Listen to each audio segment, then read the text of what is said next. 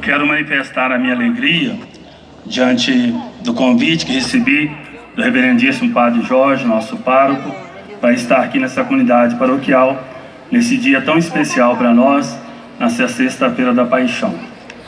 Há 9 anos atrás, eu celebrava aqui minha última Semana Santa com vocês.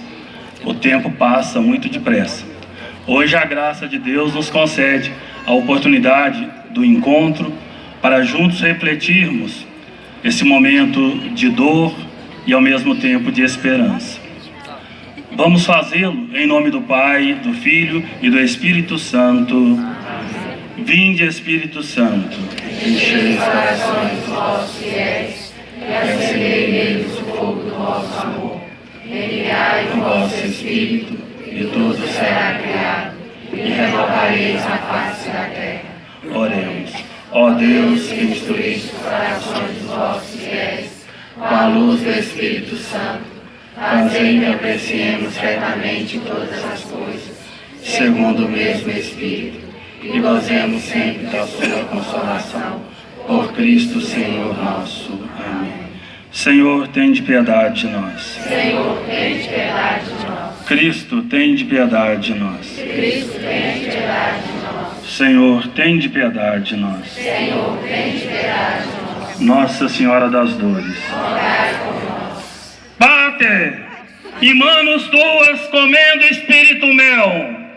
Pai, em tuas mãos entrego o meu Espírito.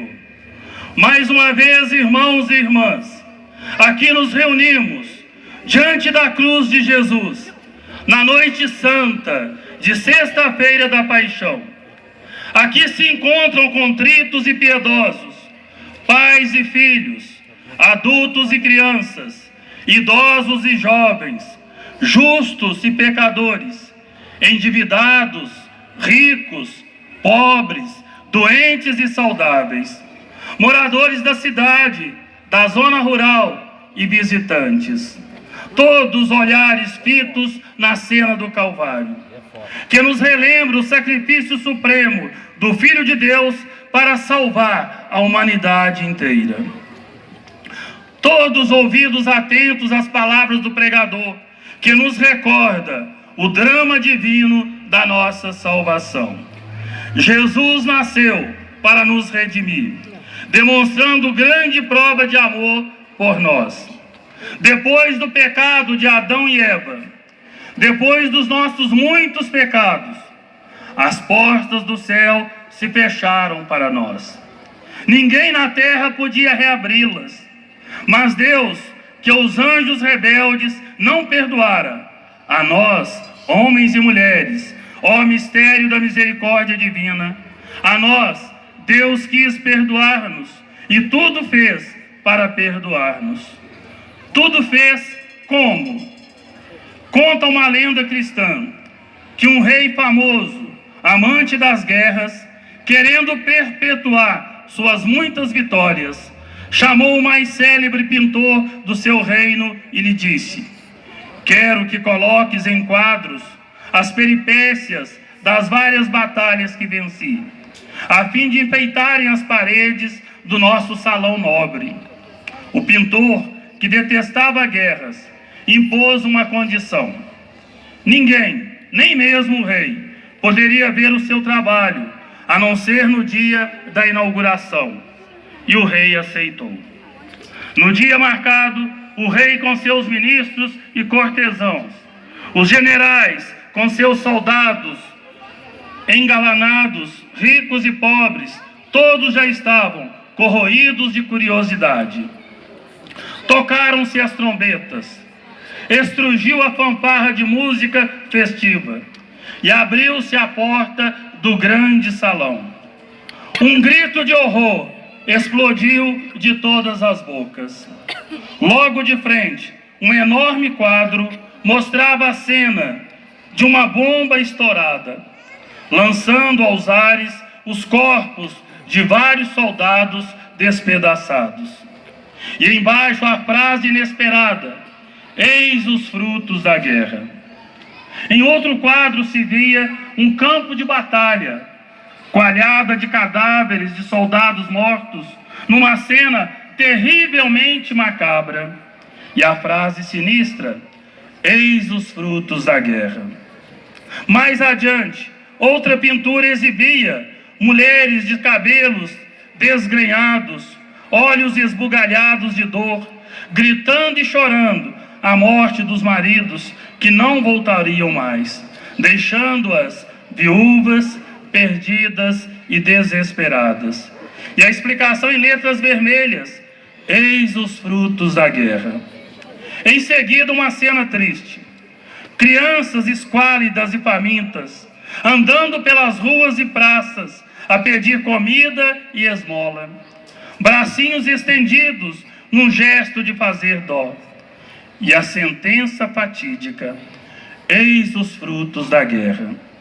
Ah, meus irmãos e irmãs, existe neste mundo algo muito pior do que a guerra, algo mais desastroso do que a guerra, algo que é a causa de todas as guerras: é o pecado, são os nossos pecados.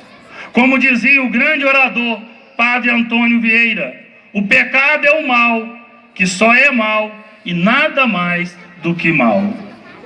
Ah, se nós quiséssemos pintar quadros com as consequências tristes do pecado no mundo e nos corações, que cenas horríveis haveríamos de contemplar. Imaginemos um pouco o que só imaginando já causa horror. Em muitas partes do mundo, a prática da intolerância religiosa. Milhares de cristãos que são torturados e mortos por professarem a fé em Cristo. Muitos que não podem celebrar a Semana Santa como nós celebramos. Os radicais do Estado Islâmico, espalhando a onda de terror e medo pelos 5 continentes. Milhares de cristãos que não podem celebrar publicamente o mistério pascal como nós o fazemos. Estive na Indonésia alguns anos atrás, país que tem o islamismo como religião oficial do Estado.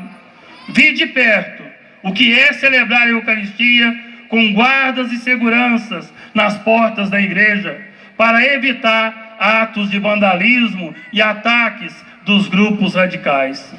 Chama-nos a atenção tantos refugiados morrendo em transportes precários ou nas fronteiras de outros países. Governantes ditadores e corruptos, que tristes frutos do pecado.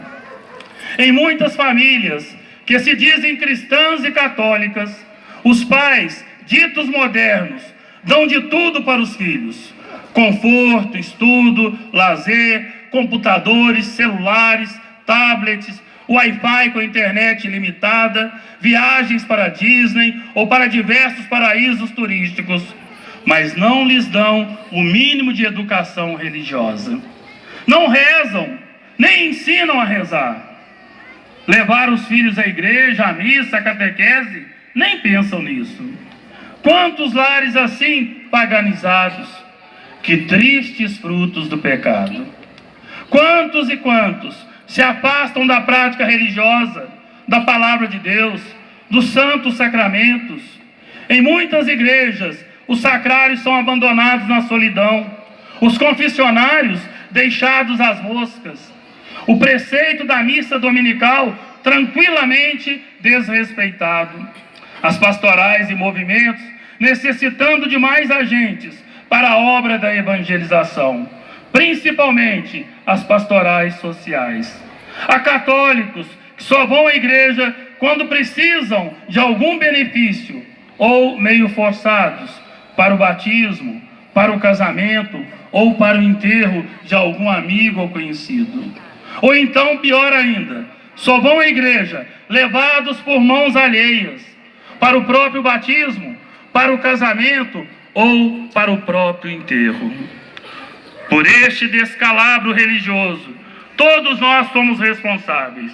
Nós, padres, os pais de família, catequistas, professores, formadores de opinião, nós que não educamos melhor nossas crianças, nossos filhos, nossos catequizandos. Ignorância religiosa, esfriamento espiritual, que tristes frutos do pecado. Às vezes, aos domingos ou aos dias de preceito, nas novenas e festas de nossos padroeiros e padroeiras, podemos nos perguntar: onde estão os católicos? Onde estão os nossos fiéis? E a resposta bem dolorosa: estão em festas, rodeios, boates, nos bares e botecos, nos ranchos, sítios e clubes de diversão, por fim, nos inferninhos da pós-modernidade.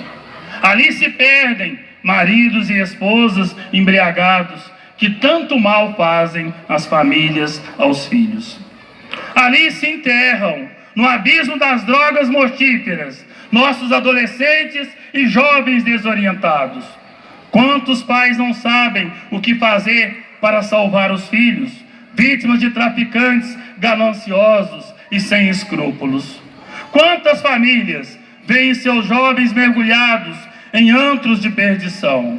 Meu Deus, que tristes frutos do pecado! Existe ainda outro campo em que o mal se exacerba e traz consequências dolorosas. É o despreparo de muitos jovens e adolescentes para o casamento. É o sexo livre, desenfreado, sem limites. Muitos pais têm introduzido, infelizmente, o mau costume de hospedar o filho com a namorada no mesmo quarto, dando normalidade a uma situação pecaminosa. São lares que se fundam sem amor e responsabilidade. São uniões que se desfazem ao primeiro sopro da adversidade, porque alicerçadas na areia movediça do egoísmo e do prazer efêmero. Amor verdadeiro supõe doação, sacrifício, oferta de si, pois amor é virtude. Quantos lares desfeitos por falta de renúncia, por falta do amor ágape, por falta de Deus. Que tristes frutos do pecado. No cenário nacional, é patente para todos o descrédito da instituição política, devido à corrupção, roubos, desonestidades e injustiças. Nosso Brasil, antiga terra da Santa Cruz, passa por uma crise gravíssima. Nossos ouvidos se acostumaram com algumas palavras e expressões. Operação Lava Jato, mensalão, petrolão, condução coercitiva, acordo de leniência, pichuleco, usufrutuário, repatriação, catilárias, investigações da Polícia Federal, aleteia, navio sonda, delação premiada, lavagem de dinheiro, golpe de Estado, lista de denunciados, reforma da Previdência, prisão, etc, etc. Que confusão, que lamaçal, quanta sujeira, que tristes frutos do pecado. Amado povo de Deus, em nome de Jesus, Deus e Salvador, vamos valorizar e respeitar as tradições religiosas em nossa terra. Procuremos deixar um testemunho de fé para as futuras gerações. Não deixemos que os tristes frutos do pecado nos levem a realizar festas, bailes, bebedeiras e orgias nos dias consagrados ao Senhor. Que haja sempre respeito da parte dos católicos pelos valores da fé cristã e também da parte de outras igrejas e denominações religiosas. Esta semana é santa. Hoje é um dia santo, dia de luto universal, em memória da morte de nosso Senhor. Dizia Jesus: essa geração má procura um sinal, mas nenhum sinal lhe será dado, exceto o sinal de Jonas. Pois assim como Jonas foi um sinal para os ninivitas, assim também o Filho do Homem será um sinal para esta geração. A Rainha do Sul se levantará no julgamento, juntamente com os homens desta geração, e os condenará, porque veio dos confins da terra para ouvir a sabedoria de Salomão. Mas aqui está algo mais do que Salomão. Os habitantes de Nínive se levantarão no julgamento, juntamente com esta geração, e a condenarão, porque se converteram pela pregação de Jonas. E aqui está algo mais do que Jonas. Pater, e manos tuas, comendo espírito mel. Pai, em tuas mãos entrego o meu espírito. Meus irmãos e minhas irmãs, voltemos no tempo. E para tal, podemos usar o recurso da imaginação. Vamos nos reportar àquela sexta-feira da paixão que marcou a história da salvação e a história universal. Eram 3 horas da tarde de sexta-feira, antes da festa hebraica da Páscoa, festa que comemorava todos os anos a libertação do povo de uma escravidão de 200 anos no Egito. Eram 3 horas da tarde de sexta-feira. E a humanidade não sabia o que estava acontecendo. Mesmo o pequeno grupo que havia assolado o povo e gritara diante de Pilatos, pedindo que Jesus de Nazaré fosse condenado à morte. Mesmo o pequeno grupo que arrancara de Pilatos pagão a sentença de morte, não se encontrava mais no Calvário. Eram 3 horas da tarde de sexta-feira. E apenas 5 ou 6 pessoas, segundo o Evangelho de João, contemplavam com lágrimas nos olhos aquele corpo arrebentado de chicotes e pregado na cruz, como se fosse um assaltante, um criminoso, mais um animal feroz do que homem. Eram 3 horas da tarde de sexta-feira, quando o Senhor Jesus, nascido em carne humana, por obra e graça do Espírito Santo, mas Deus em pessoa, depois de haver assumido a condição humana para redimir a humanidade, se encontrava no momento final de sua vida terrena. Não Nazareno, Rei dos Judeus. Queremos que Jesus seja sempre o Rei e Senhor de nossos corações, de nossas famílias, de nossas comunidades, de nossa cidade. Sendo Jesus nosso Rei, teremos paz, teremos muitos momentos de felicidades na terra e a felicidade plena no céu. Retirai agora, com delicadeza, de filhos, esta coroa de espinhos que tanto feriu a cabeça sacrossanta do Salvador. Olhemos para a cabeça do Senhor coroada de espinhos, essa cabeça na qual Ele forjou e pensou o imenso projeto de salvação. O projeto que Deus Pai, com Ele na eternidade, já imaginava para todos nós e que foi construído a cada dia de sua vida. Desde a infância, aquele menino que no templo discutiu com os doutores, que lhes falou que o projeto de Deus não era rígido e pesado como pensavam, mas sim de bondade e misericórdia. Assim essa cabeça ia pensando. Podemos imaginar que o cérebro de Jesus funcionava 24 horas. Mesmo quando dormia, sonhava os sonhos que o Pai tinha para nós. Sonhos de misericórdia, de bondade, de perdão, para que a nossa vida fosse diferente. A sua cabeça pensou o grande projeto de felicidade para os seres humanos.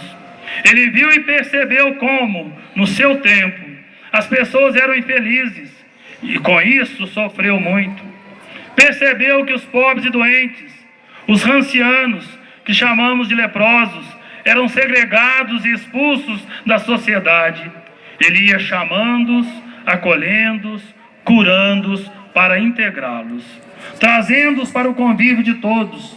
Também hoje existem os ancianianos, não físicos, mas todos que rejeitamos e expulsamos. Não sei se repararam uma foto que apresenta as crianças da África, fracas, magérrimas, mamando nos seios desfeitos das mães. Essas são segregadas e expulsas do nosso mundo.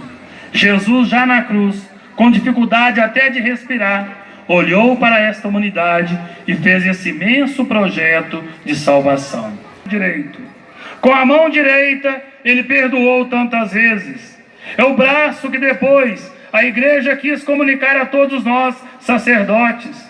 E nesta Semana Santa, nós, padres, o estendemos sobre tantas cabeças como sinal de perdão. O nosso braço não é nosso, mas prolongamento do braço do Senhor, pois o sacerdote age em persona Christi.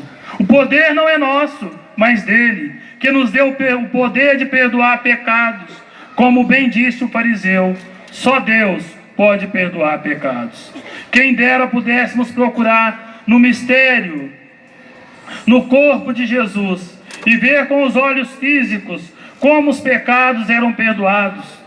Quem dera pudéssemos ouvir de sua boca que os nossos pecados estão perdoados.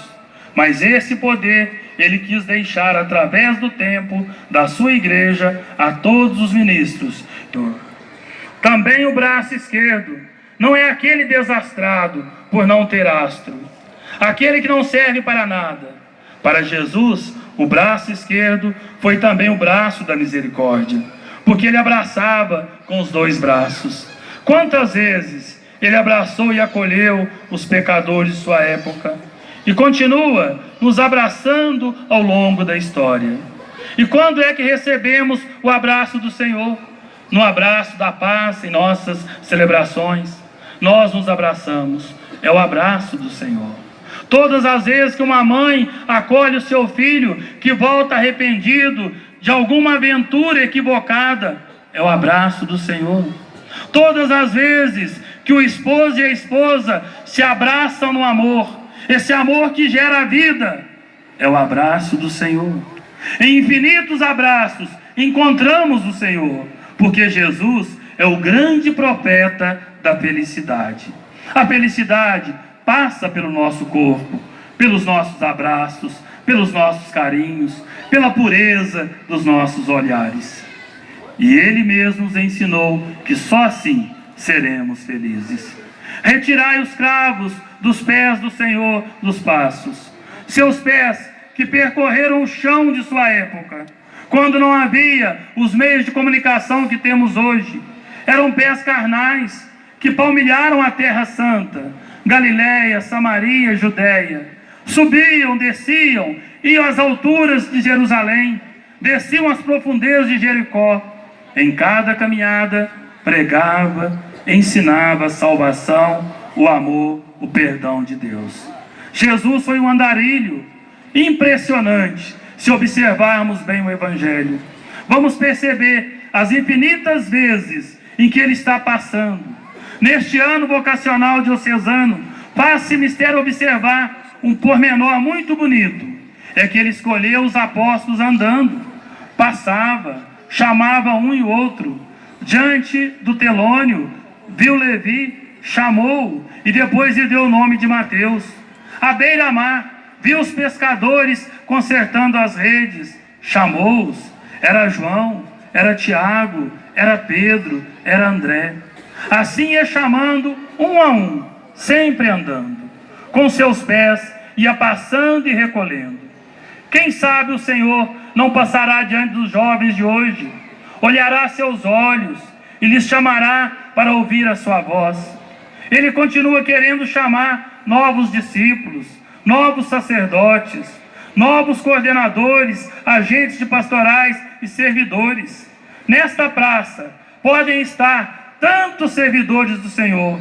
Quem sabe Ele poderá chamar qualquer um de vocês. No colo de sua mãe Maria, contemplemos para seguir o príncipe, o profeta da felicidade, da entrega de si, o profeta do amor.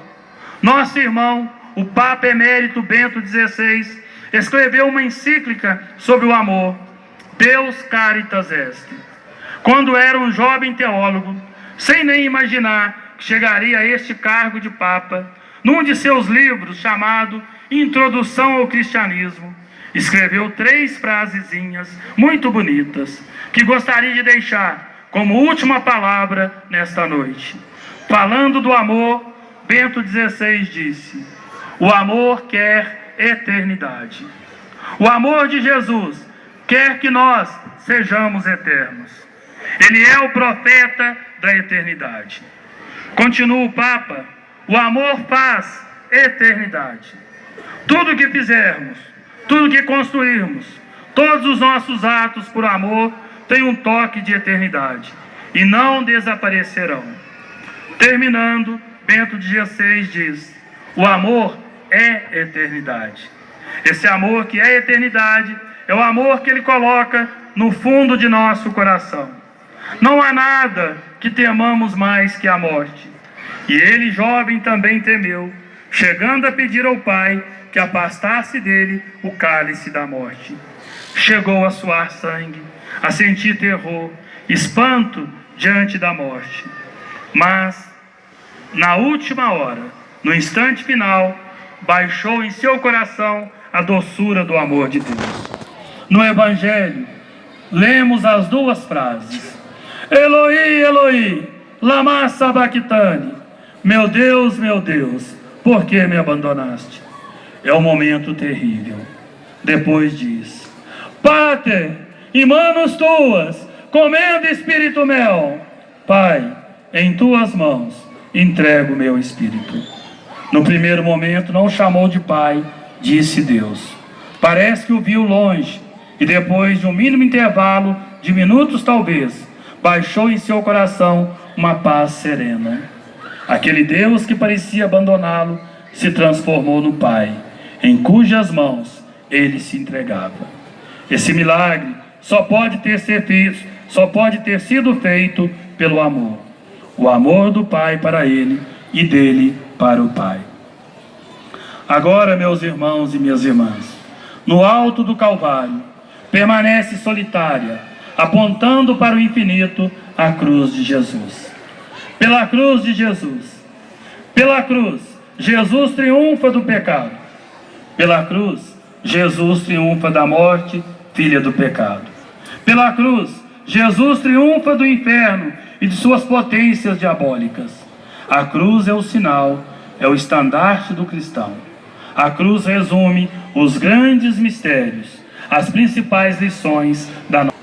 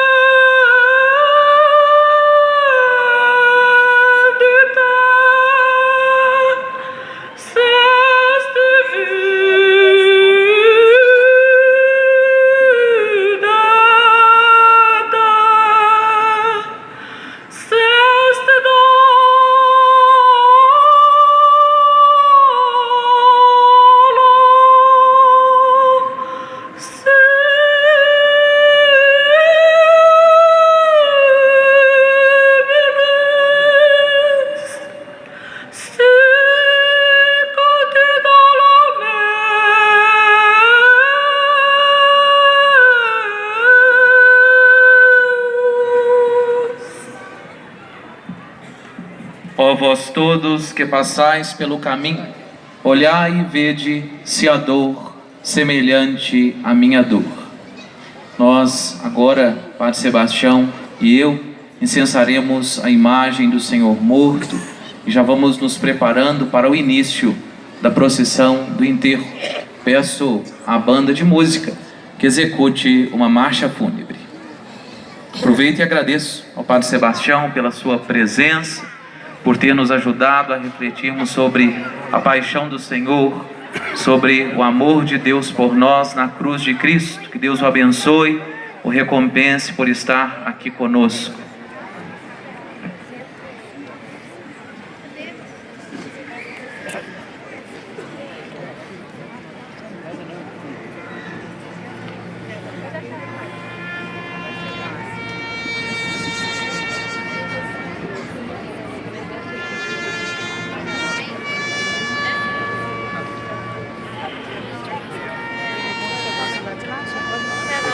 falar da Glorinha.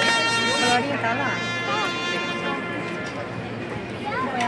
Eu tô vendo o Pedro, a Glorinha não. Pedro, a Zuzu. Tá. Cristiano.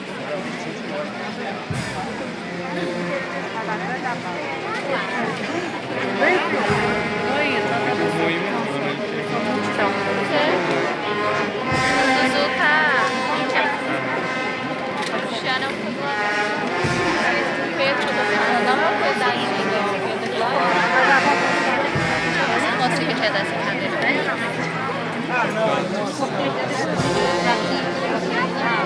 Joaquim tá ali.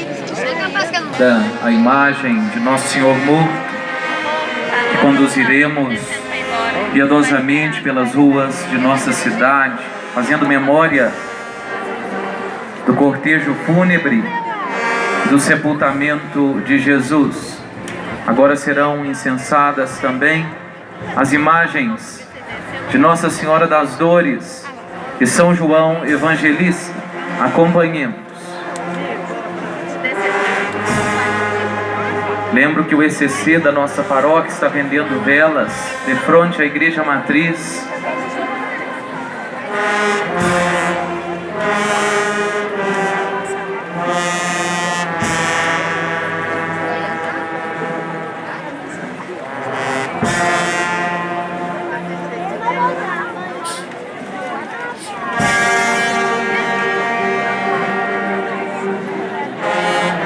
Pai nosso que estais no céu, santificado seja vosso nome. Venha a nós o vosso reino. Seja feita a vossa vontade, assim na terra como no céu.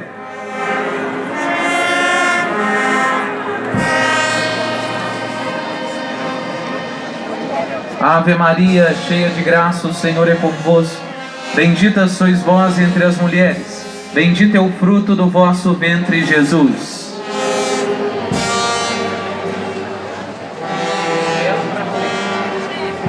Ave.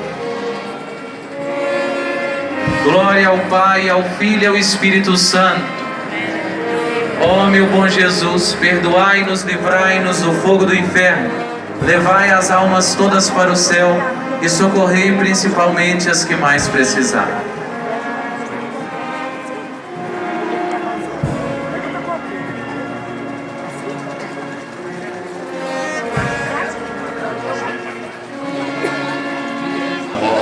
Amém. Ave Maria, cheia de graça, o Senhor é convosco. Bendita sois vós entre as mulheres, e bendito é o fruto do vosso ventre, Jesus. Santa Maria, Mãe de Deus, rogai por nós, pecadores, agora e na hora de nossa morte. Amém. Ave Maria, cheia de graça, o Senhor é convosco.